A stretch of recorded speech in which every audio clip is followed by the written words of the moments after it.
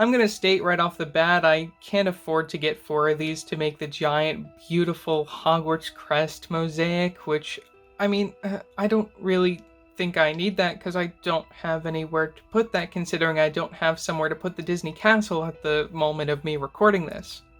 Hello everybody, I am Jedi Jack Penguin and welcome back to my very first LEGO art review. Now, you may remember way back in 2020 when this theme was introduced, I made a mock of a LEGO Harry Potter art set. You guys can check out that video, link in the description below, card above.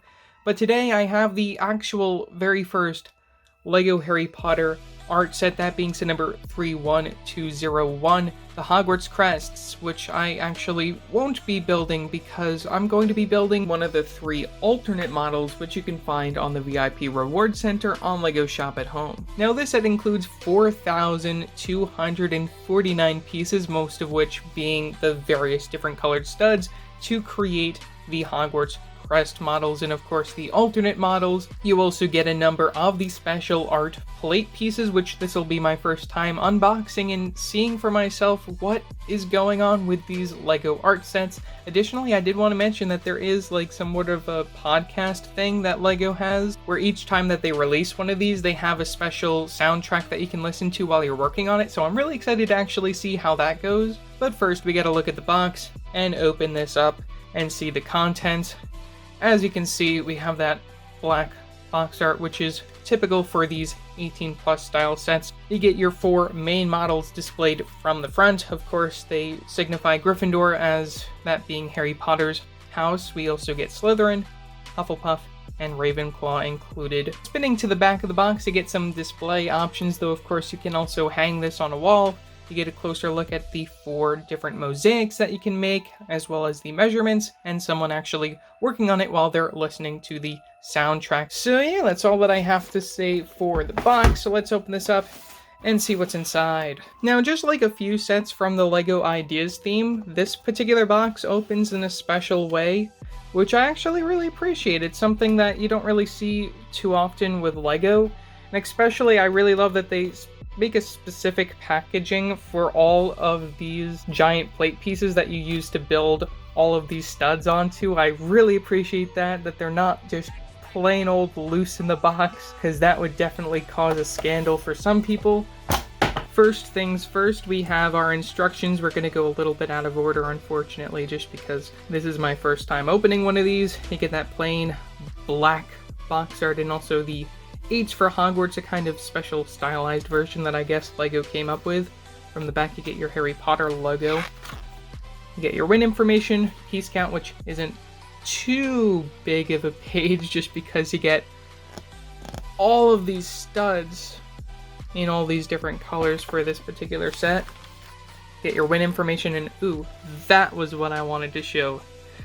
We have, in all of its glory, all 4 copies of this set combined to make this giant Hogwarts crest. I would love to make this someday, though unfortunately that requires $480, which I don't have at the moment to put towards something like this. Maybe one day I'll get a sponsorship that'll allow me to do that, but at the moment I don't think I'm going to be making this anytime soon. $120 for one of these was enough, and as I said, you get 4 of these sets to create that, and you get the building instructions via this QR code. Additionally, I wanted to show from the very front of the instructions, you get some information about these art sets, sort of like a regular D2C or 18+ set, and you can flip through it at your leisure and just read through it and pause if you want to.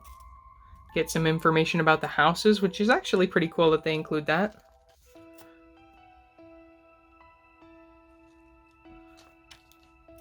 And then of course it goes into detail about the building process leading to the actual building instructions, which is quite interesting to see how they actually do this.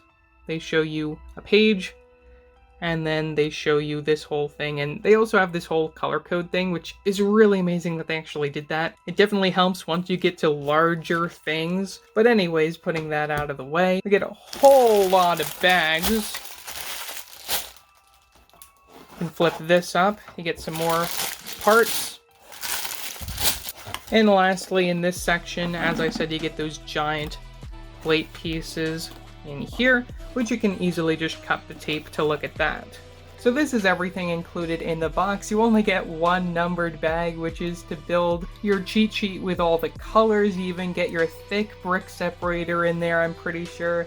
You get 3 other bags of loose pieces, in addition to the 10 bags of just studs, which most of these are just separated by color, which again, I'm really happy because that makes it way easier when it comes to building this thing at the end of the day. Now, I also wanted to take a closer look at one of the brick pieces that you actually build upon. You get the Technic holes from the very sides, where you can put Technic pins to combine multiples of these to create your artwork. And of course, you get all the studs from the front to actually place the studs on top of, just to make the art piece. And from the back, here's a quick look at that, which you can also use some of the pieces in there to help build the frame around these. And also, there should be something that'll help you attach it to the wall. So yeah, that's all that I have to say for the box content. So I'm gonna build up my alternate model, and we're gonna come back and take a look at it. Let's see how many parts get left over. Now here is the final overall model for Hedwig. Did it turn out to my expectations? I don't really think so. There are a few things that I would change, and maybe I might even change later on in this video or do a separate video on. We'll have to wait and see how things go. But before we get into looking at the final overall model, I did want to say we get quite a lot of extras in terms of studs, specifically in the green, blue, and dark red department. These dark red studs, really nice to get because they did recently get introduced back in 2020 for the Iron Man set, and specifically for the LEGO art theme, so those are pretty nice to get an abundance of. You get a little bit of silver, light gray, white, and a little bit of black, which actually just spilled out here. Those are going to be useful because I used up all of mine a few years ago on another Harry Potter art piece, which I'll be comparing later on in the video. And we also have some gold, which you'll also see on this final model. Additionally, when it comes to extra parts, we also get some extra pin pieces. We have a small crowbar, which makes it easy to pop off individual studs as opposed to the thick separator, as I like to call it. Wow, this is a really nice piece, and it allows you to take off 4 studs at a time, or you can just go at it like that if you wanna. We have some smaller studs over here, which I don't know why these are included. I haven't looked to actually see if these are used or like anything in any of the other builds, because we just get such a small amount, which surprised me. But then we also get this 2x piece, which features all of the colors that you're going to see throughout the set, which is really nice that they include this as sort of a reference when you're building, just so then you know where your colors are, even though I didn't end up using it in this sorting tray, which actually is a LEGO piece that I got way back when LEGO used to make these sorting tray things, which I only have 2 of. I would like to get more in the future if I can. Now, bringing us back to the final overall model of Hedwig, there are a few things that I would change. Specifically, I would like to see more white in this build, being that Hedwig is a snowy owl. There's a lot more light gray and specifically silver used in this model, which I guess it's nice to see them use a little bit of something shiny on this character, but I don't really like it. You also use the gunmetal gray, which I guess is an interesting use of that as well. Instead of the dark gray, I think it works better when it comes to that transition between the black and the silver that you have. And then the silver meshes real nicely with the light gray. When it comes to the overall layout, I think the colors in the background are fine. Specifically, I like the gold yellow being used. I think that looks really nice to define the character. As for the other 2 colors, I think they're a little too dark to help define the character, even though we do get this full black outline around Hedwig, which I really appreciate that they do that, especially when it comes to like defining the wing. It looks really nice, especially like the feather patterns. I think it works very well. You also get that little bit of gold for the eyes, which I think works. The one thing I think could have been better defined is probably the beak area. Maybe that's something I can mock on, and maybe even fixing some of these colors, making it a little bit white, even though I don't think I have too many white studs. We'll see what I can do on a later date, so I guess I will end up making that a separate video. Another thing that I have to comment on, which is specific to the LEGO art theme, is the fact that we get this printed 2x4 tile with the Harry Potter logo, which hasn't been used outside the situation as of yet. I would like to see it used maybe on a quote set or something, because I believe there are 2x4 tiles with the logos on for the Star Wars quote sets. And of course I have to talk about the frame, which should be the same exact build that you see throughout the other LEGO art sets. I really like that it's all tiled out, except for the edges you get those corner plate pieces, which is totally fine. You use 2 brick pieces stacked on top of each other to make the length, which also allows you to actually stand the model compared to the other art set that I made where it's just on a base plate and it doesn't stand pretty well because you don't get that depth from the frame. From the very back of the art piece, you can see that we use a lot of plate pieces just to round out the edges and also to connect the backs of these.